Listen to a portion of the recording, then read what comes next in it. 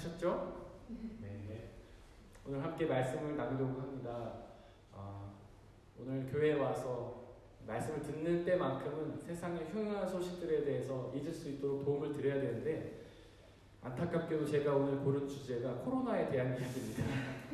제목은 코로나는 하나님의 심판인가? 잠시 잊게 해드리고 싶었지만 다시 한번 말씀을 나누면서 우리가 이 코로나에 대한 생각들을 다시 정리하는 시간 가졌으면 좋겠습니다. 오늘 말씀이 본문이 여러 가지가 있는데 한 절씩 돌아가면서 읽어보도록 하겠습니다. 먼저 창세기 8장 21절 말씀 함께 읽겠습니다. 시작. 주님께서 그 향기를 맡으시고서 마음속으로 다짐하셨다. 다시는 사람이 악하다고 하여서 땅을 저주하지는 않겠다. 사람은 어릴 때부터 그 마음의 생각이 악하기 마련이다. 다시는 이번에 한 것 같이 모든 생물을 없애지는 않겠다. 창세기 2장 17절 말씀 시작. 그러나 선과 악을 알게 하는 나무 열매는 먹어서는 안 된다. 그것을 먹는 날에는 너는 반드시 죽는다. 창세기 1장 1절에서 2절 말씀 시작. 태초에 하나님이 천지를 창조하셨다. 땅이 혼돈하고 공허하며 어둠이 깊음 위에 있고 하나님의 영은 위에 움직이고 계셨다. 로마서 8장 28절 말씀. 하나님을 사랑하는 사람들 곧 하나님의 뜻대로 부르심을 받은 사람에게는 모든 일이 서로 협력해서 선을 이룬다는 것을 우리는 압니다. 베드로전서 2장 19절 말씀. 억울하게 고난을 당하더라도 하나님을 생각하면서 괴로움을 참으면 그것은 아름다운 일입니다. 출애굽기 14장 13절 말씀. 모세가 백성에게 대답하였다. 두려워하지 마십시오. 당신들은 가만히 서서 주님께서 오늘 당신들을 어떻게 구원하시는지 지켜보시기만 하십시오. 당신이 오늘 본 이집트 사람을 다시는 볼 수 없을 것입니다. 아멘. 제가 오늘 말씀을 지금 6군데를 읽었는데 오늘 오신 분들은 이 말씀 다 외우시면 좋겠습니다. 집에 가셔가지고 혹시 원하시는 분들 제가 보내드릴 테니까 이 말씀을 외우시면 좋을 것 같습니다. 지금 하루에도 몇 번씩 코로나에 대한 소식들을 듣게 되죠. 코로나의 소식을 들을 때마다 우리는 두려움과 절망에 쌓이기도 합니다.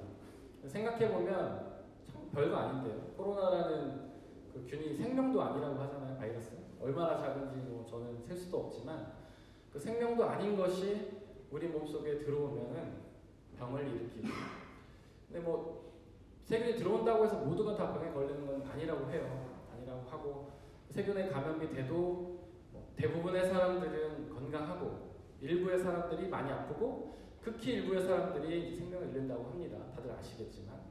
그런데 그렇게 소식으로 들어도 별거 아닌 것 같은 그런 균 하나 때문에 전 세계가 지금 멈추고 있습니다. 비행기도 다 멈추고 교회도 예배를 드리지 못하고 학교도 다 멈추고 회사도 멈추고 온 세계가 지금 그 두려움을 떨고 있어요. 보이지도 않는 이 작은 균 하나 때문에. 우리는 그렇게 연약한 존재입니다. 사실 스스로가 대단한 존재인 것처럼 거울을 볼 때마다 만족감을 표시할 수는 있겠지만 나는 뭔가 대단한 존재야, 뭔가 할 수 있어라고 생각할 수 있겠지만 사실은 그렇게 눈에 보이지도 않는 생명체도 아닌 작은 균 하나 때문에 두려움을 떠는 것이 바로 우리의 모습이 아닌가 싶습니다. 또 이런 사건들을 접할 때 우리가 또 드는 생각이 하나 있죠. 도대체 우리가 무슨 죄를 지어가지고 이런 큰 어려움을 당하는가? 어떤 사람들은 인류의 죄를 비추기도 하죠. 인류가 환경 오염을 너무나 많이 시켰기 때문에 이렇게 고생을 하는 것이다. 또 개인적인 잘못을 생각하는 분도 계실 겁니다. 저도 스스로를 돌아보게 되더라고요. 내가 무슨 잘못을 해서 이 독일 땅까지 코로나가 올까? 혹시 우리 교회도 제가 무슨 잘못을 해서 이렇게 코로나의 위협을 당하는 것이 아닌가? 아마 여러분들도 스스로의 모습을 돌아본 분이 계셨을지도 모르겠어요. 혹시 나에게 무슨 죄가 있는 것은 아닌가? 네. 한국에서 크고 작고를 떠나서 몇몇 목사님들이 그런 설교를 했었죠. 이 코로나는 누구누구의 죄악 때문이다. 나라를 콕 집어서 중국이나 일본의 죄 때문이다 라고 하는 분들도 계셨고, 또 어떤 분들은 신천지의 죄 때문이다 라고 말씀하는 분도 계셨습니다. 그 질문이죠. 제가 처음 드렸던 질문. 어떻게 생각하세요, 여러분들? 코로나가 그분들의 주장처럼 하나님의 심판일까요? 다른 그분들의 이야기가 솔깃하게 들리기도 합니다. 중국이나 일본이 하나님을 믿지 않기 때문에 심판을 받는다. 어떻게 보면은 일리가 있는 주장일 수도 있어요. 신천지, 저희가 아다시피 신천지라는 말만 들어도 우리는 부르부르 떨지 않습니까? 그들의 어떤 교리도 이상하지만 사실은 다른 교회에 들어가서 그 사람들을 이렇게 자기네 모임으로 끌어가고 교회를 무너뜨리고 그리고 가족들과도 단절시키고 서로 형제들 사이에도 원수를 만들고 이런 모습들을 보면서 우리는 그 코로나가 참 악한 사람들이다라고 생각하잖아요. 그래서 그런 목사님들의 주장이 한편으로는 끄떡거려지기도 합니다. 어떻게 생각하세요, 여러분? 저의 답은 당연히 아니다겠죠. 아니다니까 제가 오늘 설교를 하겠죠. 그러면 또 질문이 가능해요. 그러면 대형 교회도 걸렸고 목사님들도 코로나에 감염이 됐다고 계속 뉴스가 나오는데 그분들은 뭘까요? 그리고 하나님을 잘 믿는 나라, 우리나라도 20%가 기독교 신자라고 하니까 그들은 뭡니까? 그리고 미국도 지금 난리고 유럽, 하나님을 잘 믿던 사람들이 많다는 유럽도 지금 감염돼서 난리잖아요. 그럼 그건 설명이 안 되죠. 일단 그런 현상만 봤을 때도 코로나는 하나님의 심판이 아니다라는 것에 우리는 논리적으로, 합리적으로 동의를 하게 됩니다. 성경에도 그 이야기가 나와요. 창세기 6장에 보면 노아가 등장합니다. 하나님이 노아에게 말씀하시죠. 사람들의 죄악이 너무 만연하니 내가 이 사람들을 심판해야겠다. 근데 성경에는 죄악이라고 나와요. 그 창세기 6장 5절에 7절 보면 죄악이라고 나옵니다. 죄악이 말고 죄악입니다. 제 별명이 죄악이었어요. 저 그 얘기 들을 때마다 회개를 많이 해요. 어쨌든 딴 얘기지만 죄악이에요. 죄악. 근데 죄와 악을 합쳐놓은 말이죠. 사실 죄와 악은 다른 말이죠. 죄가 무슨 뜻인지 다 아시죠? 죄는 하나님을 믿지 않는 것입니다. 악은 뭐냐면 도덕적이면서 윤리적인 그런 잘못된 행동들을 악이라고 하는데 로마서 7장 21절에 보면은 7장 20절에 보면 이렇게 나와 있어요. 내가 해서 안 되는 것들을 한다면 그것들을 하는 이유는 내가 아니라 내 속에 자리 잡고 있는 죄다. 그러니까 만약에 내가 악을 행한다면 그건 내가 문제가 있어서가 아니라 내 안에 있는 죄 때문에 악을 행하는 것이다. 그러니까 하나님을 믿지 않으면 우리는 도덕적이면서 윤리적인 악들을 행하게 된다는 겁니다. 네. 그러니까 세상에 나가서 어떤 사람들이 도덕적으로 윤리적인 악을 행한다면 그 사람은 하나님을 믿지 않기 때문에 그런 거예요. 반대로 하나님을 믿는다면 도덕적이면서 윤리적인 악을 행하지 않으려고 노력하겠죠. 물론 완전할 수 없지만 논리적으로 생각해도 맞습니다. 하나님을 믿는 사람들은 하나님이 우리와 함께 계시다는 걸 믿잖아요. 우리 안에 계신다는 걸 믿잖아요. 하나님이 눈을 시퍼렇게 뜨고서 우리를 지켜보고 계신다는 걸 다 믿잖아요. 그런데 어떻게 마음 놓고 악을 행하겠습니까? 누군가를 모함하고 사기치고 간음하고 이런 거를 자신 있게 할 수 있겠어요? 실수로는 할 수 있겠죠. 그러나 대놓고 하지는 못할 겁니다. 왜냐하면 하나님을 믿기 때문에. 즉 하나님 믿지 않는 사람들은 악을 마음껏 행하는 것이죠.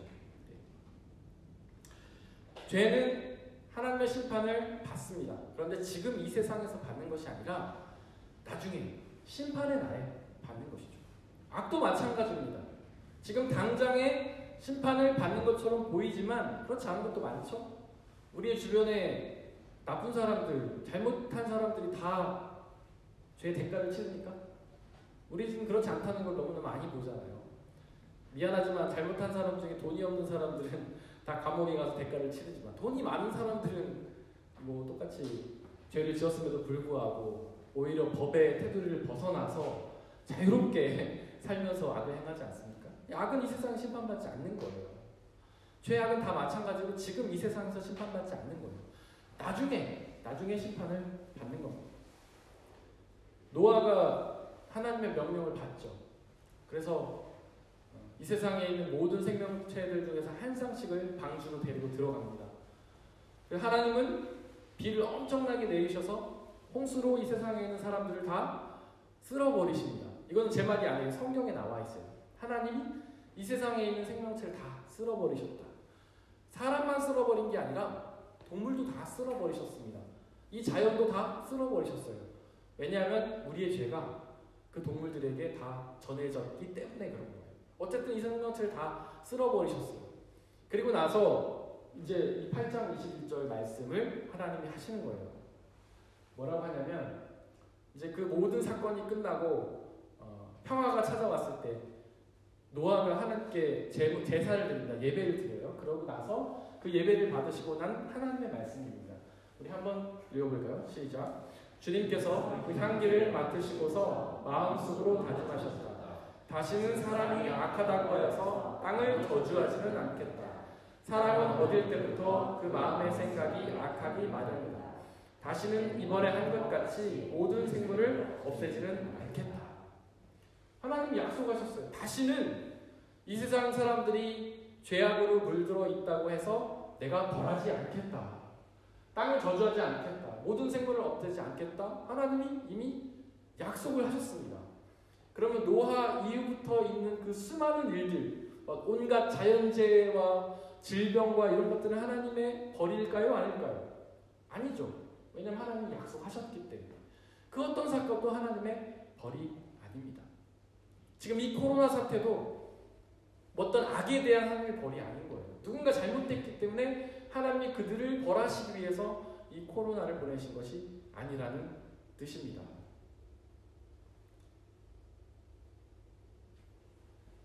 그리고 결정적으로 선과 악을 우리는 판단할 수가 없어요. 누군가가 악 때문에 심판을 받는다고 말하고 싶으면 그 악이 무엇인지를 우리가 정의할 수 있어야 됩니다. 중국이 악이야, 일본이 악이야, 신천지 악이야 라고 우리가 판단할 수 있어야 돼요. 그런데 우리는 판단할 수 있을까요? 없을까요? 없죠. 태초에 그 창세기 2장 17절 말씀 한번 올려봐 주시겠습니까? 거기에 보면 하나님이 에덴 동산을 창조하시고 동산 중앙에 나무 2개를 만드시죠. 하나가 무슨 나무였을까요? 생명나무. 이거는 마음껏 먹게 하셨죠. 그래서 아담과 하와는 그 생명나무를 먹고 영원히 살 수 있었던 거예요. 요한계시록에 보면은 하나님 나라에 가면 생명나무가 있다고 써 있어요. 우리는 그 나무를 그 나라가 먹을 수 있기 때문에 영원히 사는 거예요. 그게 첫 번째 나무고, 두 번째 나무는 어떤 나무냐면 바로 선과 악을 알게 하는 나무입니다. 이거는 먹지 말라고 하셨죠. 왜냐하면 선과 악을 아는 권한은 오직 하나님께 있기 때문에 그래요. 선과 악을 아는 권한은 우리 인간에게 있지 않기 때문에 그렇습니다. 그래서 하나님이 우리에게 먹으라고 하지 마신 거예요. 제가 지난주인가요? 설교했죠, 이거? 뭐 간단하게 설교를 했기 때문에 좀 어렵게 여기신 분도 계실 거예요. 그런데 여기서 선이라고 써있는 말, 이게 히브리어로 하면 토브라는 뜻입니다. 토브. 혹시 토브라는 게 무슨 뜻인지 아십니까? 토브. 이건 제가 생각해낸 말인데 영어 톱하고 비슷해요. 어원학적 근거가 있는지는 제가 모르겠습니다. 그런데 그냥 제가 생각한 말이에요. 톱이 무슨 뜻이에요? 좋다는 거잖아요. 최고 좋다는 거잖아요. 토브, 이 선이라는 게 원래는 좋다는 뜻이에요. 좋다는 뜻. 좋고 그름은 기호의 문제죠. 서로 달라요. 여기에 있는 앉아있는 모든 분들이 좋은 게 다 다릅니다. 저는 계란을 좋아하는데 계란 싫어하는 분 여기 계시죠? 제가 계란 좋아하니까 여러분들 모두 하루에 계란 10개씩 드셔야 됩니다. 그러면 동의 안 하시는 분들 계실 거 아니에요? 좋고 그름의 문제는 절대적인 가치가 아니에요. 기호의 문제예요. 여기서 말한 선은요, 좋고 그름의 문제예요. 근데 사람들은 좋고 그름의 문제를 선과 악으로 연결시키는 경우가 많이 있습니다. 내가 좋아하는 건 선이라고 생각하기도 해요.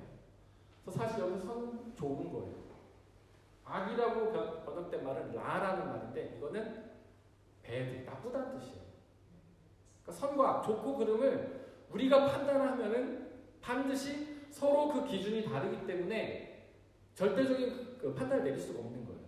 그리고 서로 다투게 되는 것이죠.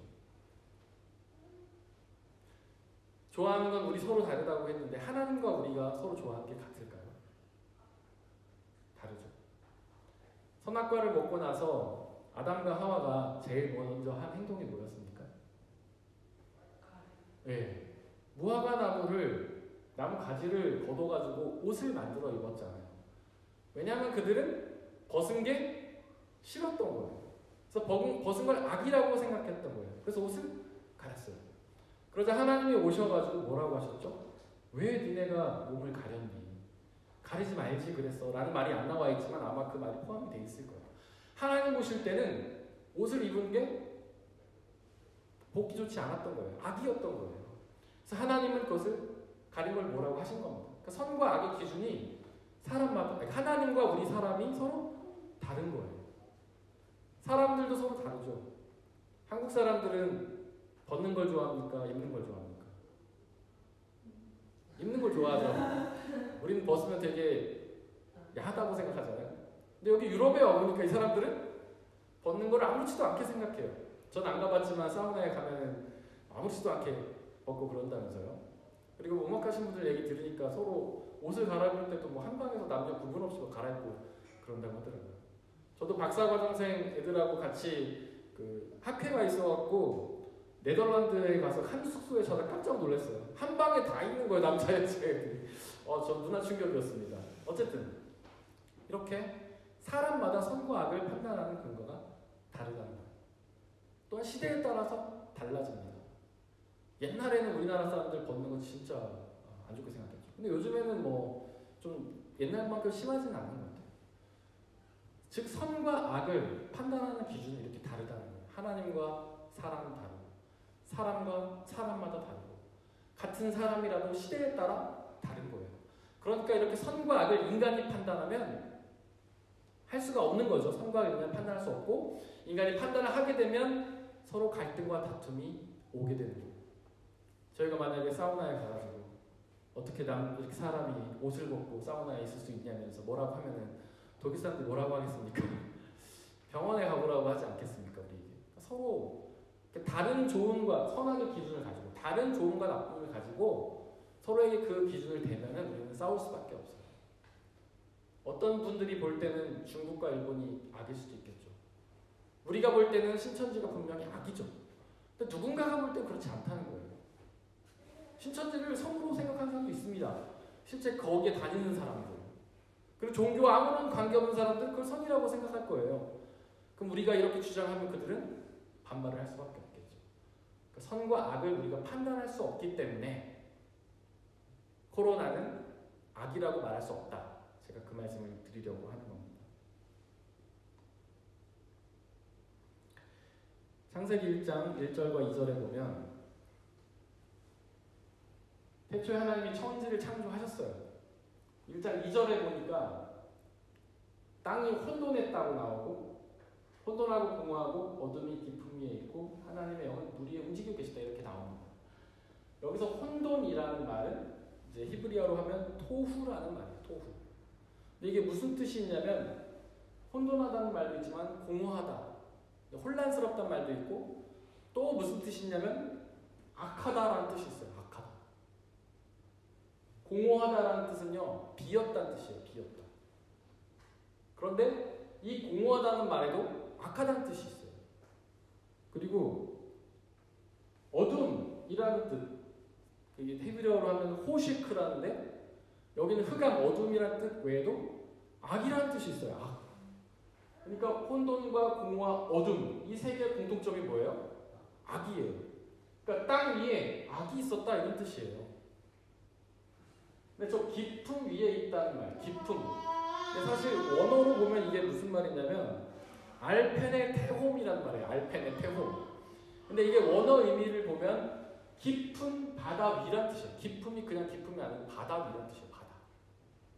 근데 뒤에 보니까 하나님의 영이 물 위에 있다고 되겠죠.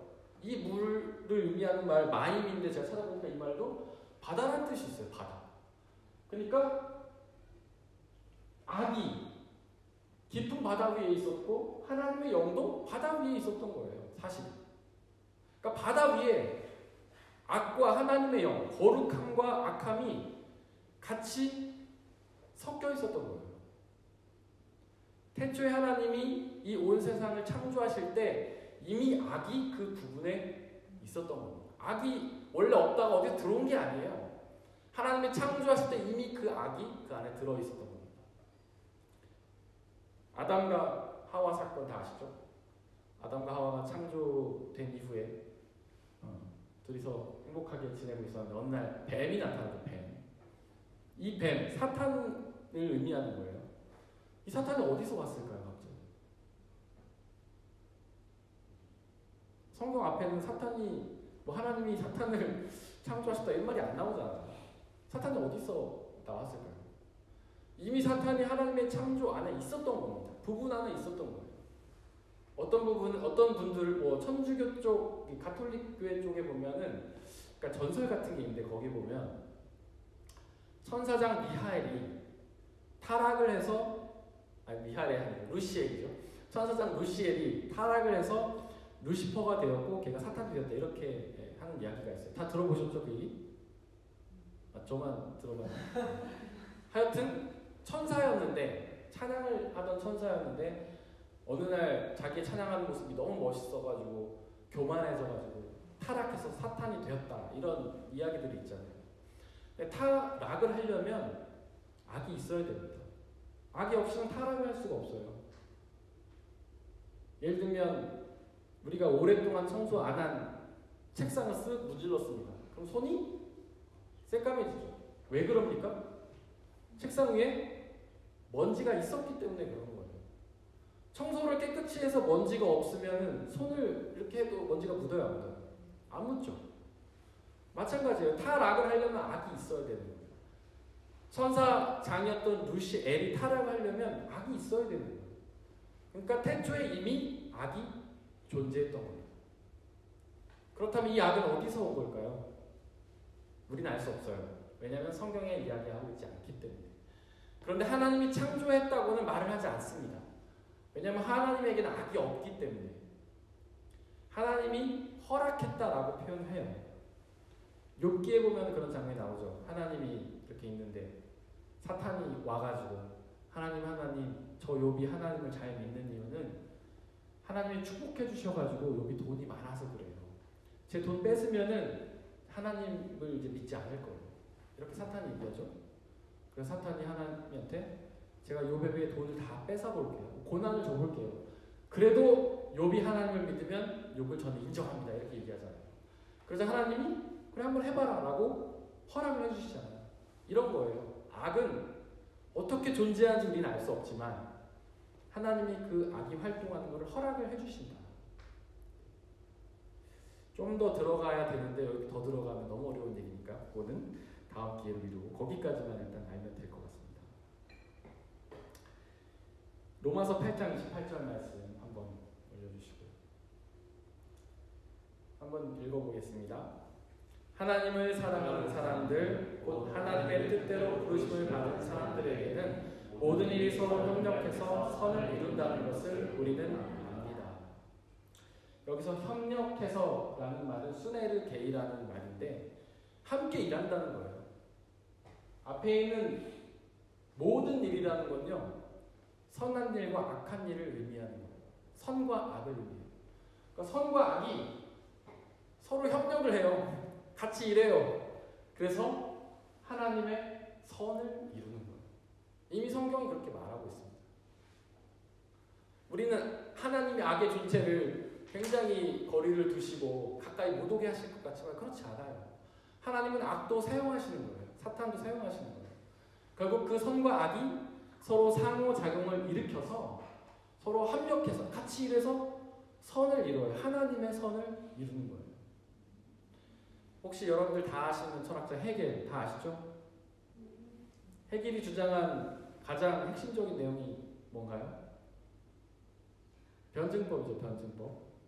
변증법은 뭐냐면 정이 있고 정과 반대되는 요소가 등장하고 이 정과 반이 상호작용을 일으켜서 결국 합을 이룬다라는 게 변증법이에요.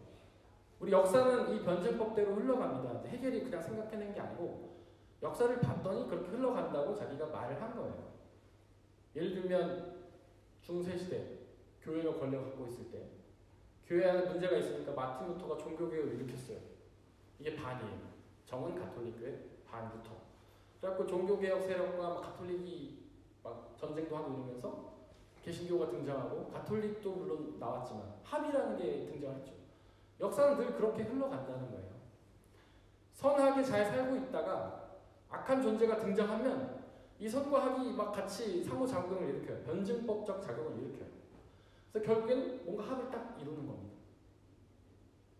지금 코로나 사태가 벌어지고 있어요. 지금 선과 악이 변증법적 작용을 막 일으키고 있는 겁니다. 우리는 알 수가 없어요. 코로나가 도대체 우리에게 어떤 영향을 미칠지. 두렵기도 하고 기대도 됩니다. 한국도 지금 난리죠. 어떤 분들은 한국에 있는 종교 지형이 완전 바뀔 거다. 지금은 뭐 가톨릭 10%, 개신교 10%, 이단 몇 프로 이렇게 돼 있는 게 완전 뭐 바뀔 거다 얘기하는 분도 있어요. 지금 경제적으로도 난리죠. 뭐 미국 나스닥 여기 있는 데도 다 멈추고 기름값도 엄청 떨어지고 한동안 경제가 어려워질 거다 얘기하는 사람도 있고. 그다음에 유럽이 지금 하나의 유럽 뭐 주장하다가 지금 서로 경계치고 이러고 있죠. 우리 교회만 해도 그래요. 저는 어떻게 이 코로나 사태가 이 이후에 우리 교회가 어떻게 변화가 될 것인가. 저는 올 한 해를 되게 기대감을 갖고 시작했어요. 사실 이제 주일에도 가고 수요일에도 가고 금요일에도 가니까 우리 교회 어떤 은혜를 주실까. 하나님께서 주일에만 은혜를 주시는 게 아니라 수요일도 기도하고 금요일도 기도하니까 놀라운 은혜를 주시겠지 했는데 갑자기 코로나가 예배를 드릴 수 없는 상황이 딱 오면서 주여 도대체 주님이 저에게 말씀하시는 것이 무엇입니까?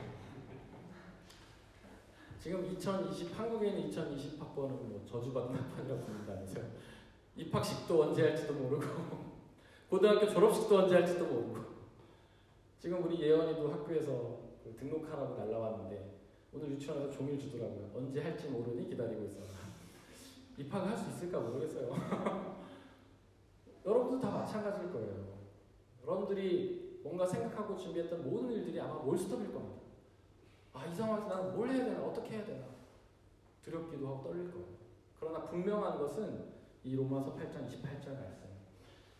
하나님을 사랑하는 사람들, 하나님의 뜻대로 부르심을 받은 사람들에게는 우리가 당하는 모든 일들이, 선한 일들과 악한 일들이 다 협력해서 같이 일해서 하나님의 선을 이루게 된다는 겁니다.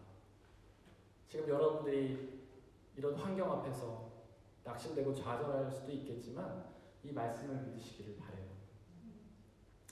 그러면 우리는 이 사태 앞에서 무엇을 해야 할까요? 베드로전서 2장 19절 말씀 한번 읽어보겠습니다. 시작. 억울하게 고난을 당하더라도 하나님을 생각하면서 괴로움을 참으면 그것은 아름다운 일입니다. 여기서 이제 고난이라는 말이 나와 있는데 이 헬라어는 루파스라는 말입니다. 이것은 고난이라는 뜻도 있지만 슬픔, 아픔이라는 뜻도 있어요. 그러니까 나쁜 거라는 뜻이죠. 나쁜 거. 이런 악 때문에, 코로나 때문에, 또 기타 등등 여러 가지 악한 것 때문에 우리는 고난을 당합니다. 힘이 들어요. 아마 이 시국에서 즐겁고 기뻐하는 사람들은 별로 없을 거예요. 네. 마스크 장사들 말고는 별로 안 웃으시네요. 그런데 모든 사람들에게는 고난입니다. 지금 뭐 저한테 한국에서도 연락이 많이 와요. 뭐 독일 오려고 비행기표 다 끊어놨는데 가도 되냐, 아니면 여기 있는 유학생들도 한국 가야 되는데 비행기표 끊어놨는데 이거 못 가겠다, 막 이런 얘기. 모든 사람들이 다 힘들고 고난을 겪고 있습니다. 그때 어떻게 해야 되냐면 우리는 하나님을 생각하면서 괴로움을 참아야 된다. 이 고난의 시국에 우리가 가장 먼저 해야 될 것은요, 참아야 되는 거예요. 인내해야 되는 것이죠. 이 참아야 된다라는 휘포페로라는 말은요, 감당한다, 순종한다는 뜻도 있어요. 그러니까 고난을 참는다는 건 그냥 앉아서 조용히 견딘다는 뜻이 아니라 이 가운데에서 하나님이 우리에게 요구하시는 것들을 감당하는 거예요. 순종하는 거예요. 한국에 보니까 요즘 너무나 따뜻한 일들이 많이 벌어지죠. 뭐 은퇴한 의사들이 80세 다 됐는데 대구로 가가지고 나 또 봉사하겠다. 그 나이 때 코로나 걸리면 생명이 위험할 수도 있잖아요. 근데 가는 거예요.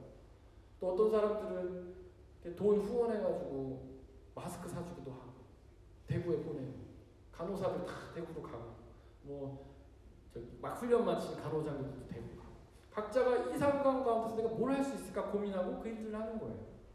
우리도 그랬으면 좋겠습니다.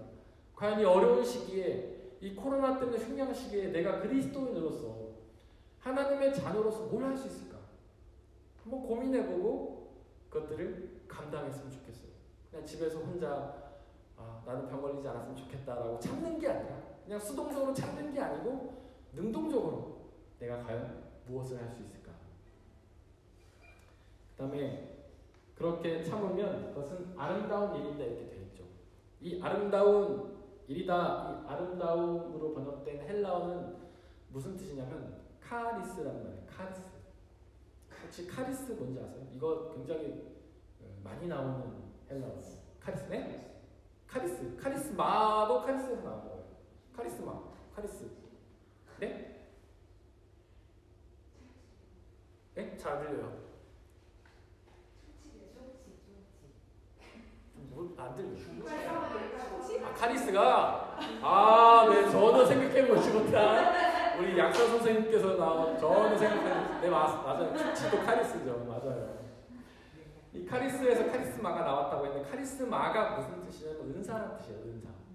그래서 뭐 카리스마 있다 얘기하면은 뭐 그 사람이 눈빛이 딱 이래가지고 목소리 이래가지고 권위적이구만 나를 따라와 이런 게 아니고 은사가 있다는 뜻이에요. 그 사람은 카리스마 있는 사람이다 하면은 하나님의 은사가 있는 사람이다 이런 뜻이에요. 원래는. 그래서 목사가 카리스마 있다 이런 뜻은 뭐 권위적이고 뭐 이끄는 힘이 있다 이런 뜻이 아니라 뭐 가르치는 은사가 있다, 뭐 성령의 은사가 있다 이런 뜻입니다. 카리스는 그럼 무슨 뜻일까요? 은혜라는 뜻이 은혜, 카리스. 우리 은혜 받았단 말 진짜 많이 쓰잖아요. 그게 카리스예요. 은혜가 뭡니까? 다른 말로 하면 선물. 하나님이 우리에게 주신 선물이에요. 우리가 예배 드리고 나서 설교 말씀 듣고 나서 은혜 받았다 하는 거는 뭔가 마음에 하나님이 주시는 감동이 있었던 거죠. 그런 뜻이에요. 은혜 받았다는 건. 그 은혜는 꼭 설교 시간만에 오는 것이 아니죠. 우리는 매 순간마다 하나님의 은혜를 받아요. 이 온 우주 만물이 사실 하나님의 은혜죠. 이게 카리스예요. 하나님이 이 온 우주 만물을 움직여서 우리에게 필요한 걸 주십니다. 마실 수 있는 공기도 주시고 먹을 수 있는 밥도 주시고 지금 코로나가 그걸 방해하고 있지만 하나님의 은혜가 우리에게 오면서 방해하고 있지만 그게 은혜예요. 또 예수 그리스도를 통한 은혜. 우리가 죄를 지어서 죽을 수밖에 없었지만 그 예수님이 우리의 죄를 대신 져주셔서 우리가 그분을 믿으면 구원을 받아서 영원한 생명을 얻는다. 이게 아주 가장 중요한 은혜죠. 억울하게 고난을 당하더라도 하나님을 생각하면서 괴로움을 참으면 그것은 은혜예요. 은혜. 하나님의 은혜예요. 하나님의 은혜가 넘치는 일이 되는 것입니다. 그것을 통해서 하나님은 우리에게 은혜를 주시는 거예요. 넘치는 선물을 주시고 기쁨을 주시고 행복을 주시고 은혜를 주시는 겁니다. 자, 우리가 코로나 전국 가운데서 한 첫 번째 일은 인내한다, 참는다였어요. 그거는 수동적으로 견디는 것이 아니라 능동적으로 하나님의 명령에 따른다. 또 두 번째는 뭐냐면요, 기대하는 거예요. 우리는 지금 모르잖아요. 이 코로나 전국이 우리의 삶에 어떻게 협력해서 하나님의 선을 이루게 될지. 그러나 하나님의 선, 가장 좋은 것을 이룰 것을 기대하는 거죠. 세 번째로는 기도하는 거예요. 이 모든 일이 하나님의 선으로 이루어지게 되기를 기도하는 겁니다. 그리고 마지막으로 우리 출애굽기 4장 말씀 올려주십시오. 14장 말씀 함께 읽어보겠습니다. 모세가 백성에게 대답하였다. 두려워하지 마십시오. 당신들은 가만히 서서 주님께서 오늘 당신들을 어떻게 구원하시는지 지켜보기만 하십시오. 당신들이 오늘 보는 이 이집트 사람을 다시는 볼 수 없을 것입니다. 우리가 이 악의 직면에서 할 수 있는 네 번째 일은 바로 가만히 서서 지켜보는 거예요. 두려워 떠는 것이 아니라 뭔가 불안해서 난리치는 것이 아니라 가만히 하나님이 이 모든 일들을 어떻게 협력해서 당신의 설을 이루실 것을 바라보는 겁니다. 성경에 보면 이 가만히 서서 보라는 말이 되게 많이 나와요. 이 말씀이 출애굽기 14장이죠. 이게 언제 한 말씀이냐면 모세가 이스라엘 백성들을 이집트에서 탈출시켰을 때 하나님이 모세를 통해서 하신 말씀이에요. 종살이에서 도망 나왔어요. 이 사람들이 막 가는데 앞에는 바다가 나와요. 뒤에는 이집트의 군인이 쫓아와요.